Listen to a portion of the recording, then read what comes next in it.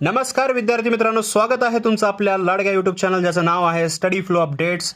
मित्रांनो, महाराष्ट्रातील शिक्षक भरतीची आतुरतेने वाट पाहणाऱ्या आपल्या सर्व अभ्यासू उमेदवारांसाठी आज एक अतिशय मोठी आणि महत्त्वाची बातमी समोर आलेली आहे। बऱ्याच दिवसापासून आपण पवित्र पोर्टलवर ज्या प्रक्रियेची वाट पाहत होतो त्या प्रक्रियेने आता चांगलाच वेग घेतलेला आहे। राज्यात तब्बल 31,000 नवे शिक्षक लवकरच मिळणार आहेत। आजच्या व्हिडिओमध्ये आपण या बातमीच्या कटिंगचा सविस्तर आणि अचूक विश्लेषण करणार आहोत। किती जागा वाढल्या, कोणत्या प्रवर्गाला किती जागा मिळणार आणि मुलाखतीशिवाय व मुलाखतीसह प्रक्रियेचं पुढचं गणित काय असणार आहे हे सगळं मी तुम्हाला आज अगदी सोप्या भाषेत समजावून सांगणार आहे। त्यामुळे व्हिडिओ शेवटपर्यंत नक्की बघा। चॅनलवर नवीन असाल सबस्क्राइब करा। जर आर्टिकल रीड करायचे असेल मराठी स्वरूपामध्ये त्या डिस्क्रिप्शनच्या पहिल्या लिंकचा यूज करा।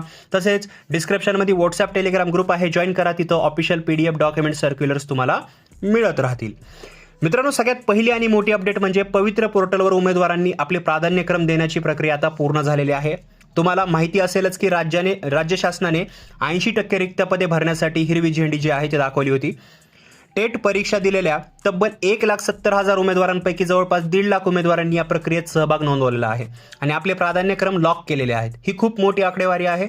यावरून आपल्याला एक गोष्ट समजते की या भरतीसाठी स्पर्धा किती अतितटीची असणार आहे। यासाठी तब्बल 1,46,650 उमेदवारांनी आपले प्राधान्यक्रम लॉक केलेले आहेत। मित्रांनो, या पदासाठी एकास एक अशी शिफारस होणार आहे, एक जसे एक। म्हणजेच काय तर थेट मेरिट म्हणजे गुणवत्ता लिस्ट लागेल आणि मेरिटनुसार एका जागेसाठी एकच विद्यार्थी निवड होईल। इथे तुमचा स्कोर खूप महत्त्वाचा ठरणार आहे।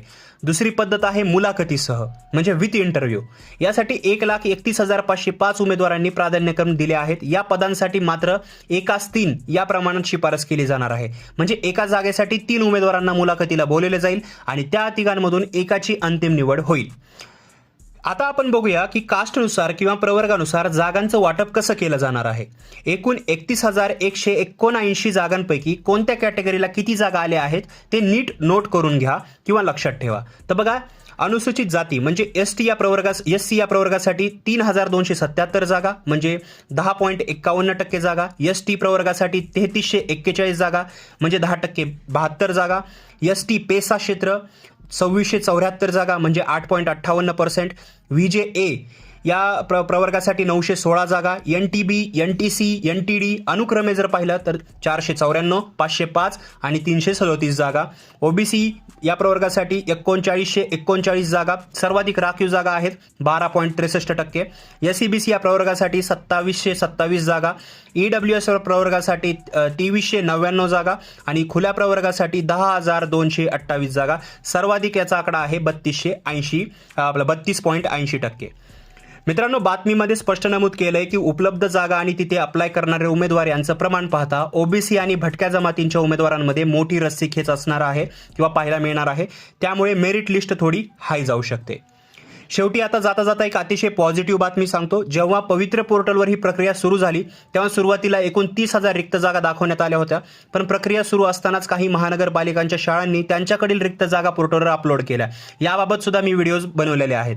त्यामुळे फायदा काय झाला तर राज्यातील एकूण रिक्त जागांची संख्या तब्बल 1,000 ने वाढलेली आहे।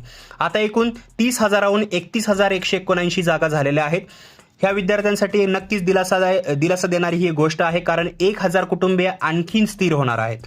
तर विद्यार्थी मित्रांनो, पुढच्या टप्प्यात आता थेट सर्वसाधारण गुणवत्ता यादी प्रसिद्ध केली जाणार आहे।